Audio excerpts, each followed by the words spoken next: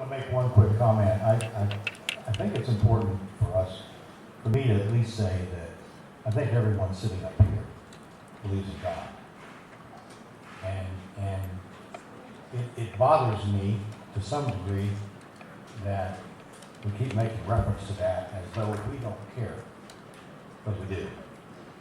Right, I'm done. Go ahead, Doc. You got 6 minutes. Yours and hers. I won't take that long, and for the rest of you, 3 minutes is a very long time to say what we have to say. First of all, I'm an Army veteran, and I'm proud to be it, and God bless all the veterans in this room.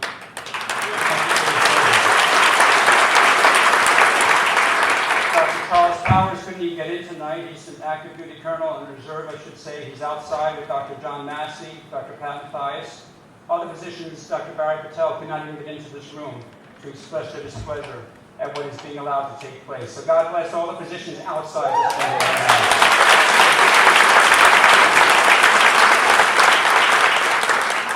I have everything on my body because after this I'll be running off to see a patient who's not doing well. But before I came here today, I was on the 3rd floor at Osceola Regional Medical Center where 2 of my children were born. One 14 years ago, one 5 years ago. And as I will not get emotional. I remember doing my 20-year obstetrical career, and God bless Jose and Dr. Hartman and others who still do, and Dr. Denardis, who still struggle each day in their role as obstetricians to listen to the heartbeat of the children, of the women in labor on the 3rd floor at Osceola Regional. And I walked up there today and I looked out the window and it came to my senses and my realization that across the street, while these women are in labor, there will be innocent human lives, heartbeats being extinguished. If any of you have experienced, and I hope you all have if you have your own children, the joy of listening to the heartbeat of that 12-week-old or 10-week-old child within its mother's womb, particularly in situations where women have been trying for years to conceive. And what a blessing it has been for me to hear those heartbeats, for Dr. Medina, Dr. Fernandez, Dr. Hartman. You know, every patient encounter I have, I say, let me listen to your heart. And right now today, we are trying, all of us in this room, to listen to the heartbeats of the unborn children of Osceola County, both now and in the future. The heartbeats of those children that will be walking into that clinic. Now, I don't have to belabor the point of it, and I'd love to spend a lot of time talking about why I'm a pro-life physician, because it's sort of a, what's the term? It should be redundant to say I'm a pro-life physician. I took an oath to preserve and protect human life. All right? I don't think anyone wants a doctor that doesn't care about human life. Number one. And it's already been stated that this community does not need any more women's health services. We are creating a new obstetrical and gynecological residency at Osceola Regional Medical Center. We're bringing doctors into our community that are prepared to take on free patients, all right, that'll have all the needs met that they could possibly have in the world of reproductive health care. I wanted to spend just one more moment about Planned Parenthood, because others will speak. You know, Margaret Sanger was an amazing individual. And who was it just won the Margaret Sanger Award past week? Nancy Pelosi and Hillary Clinton. Margaret Sanger once wrote that the most merciful thing that the large family does to one of its infant members is to kill it. That's her handwriting in her own book. She was against large families, and I have met with the head of the International Planned Parenthood Federation, Malcolm Potts from Berkeley, who told me and spoke right here in Orlando and said large families are violent, inherently violent.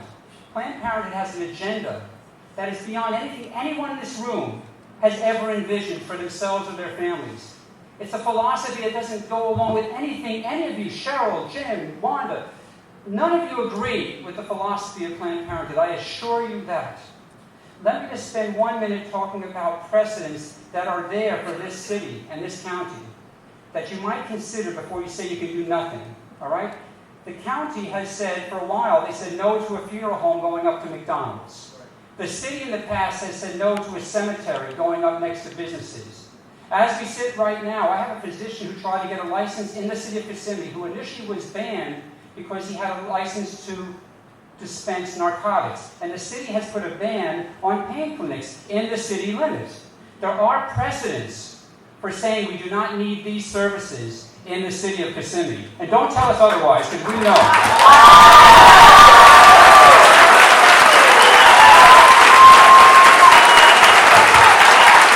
I won't tell you business. We love you guys. All right? It is my job. It is my job to love people. I do this for 25 years. I love my patients. I will love each one of you that walks in my room, but I tell you, we have to challenge each other to do what is right in the eyes of God, not what is right for every individual who thinks that they have a right to destroy their unborn child, or others who feel that they have the right to destroy it. You know, John Adams, and I'll close with this comment, said that we have never yet, or there has never yet existed, a democracy which did not commit suicide. And he wrote that in the 1700s. But by this decision to bring Planned Parenthood into the city of Kissimmee, you are committing political and economic suicide. All right, there's no doubt about it. The Orthopedic Associates got $1.1 million for selling that building. They will never again sell their building, because who wants a building next to an abortion clinic? And Dr. Massey Mathias, the GI Group, the Cancer Center, all next to an abortion clinic. The hospital across the street, next to an abortion clinic. It is devastating to the economic viability of our county. I'm putting aside the morality. I implore you to review the issues with the pain clinic and find out if you have any legal wiggle room for saying no to Planned Parenthood. Like, God bless you.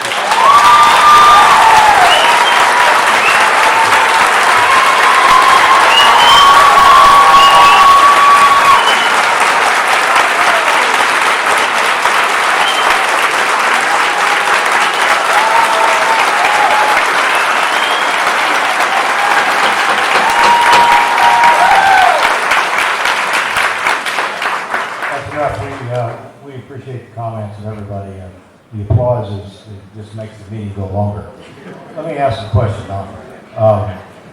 I know that you are at least the major cheerleader here among these folks, and we can be here till 2 a.m.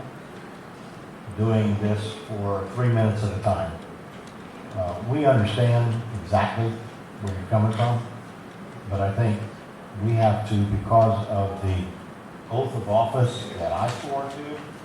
I've only done this 6 times, sworn to an oath, and it says, I hereby solemnly swear or affirm that I will support, protect, and defend the Constitution and government of the United States and the state of Florida. I did that with my hand on the Bible 6 different times as a public official.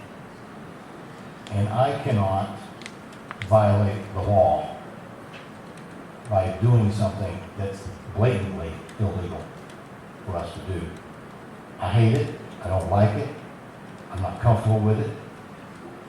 But I cannot violate the oath that I swore to uphold.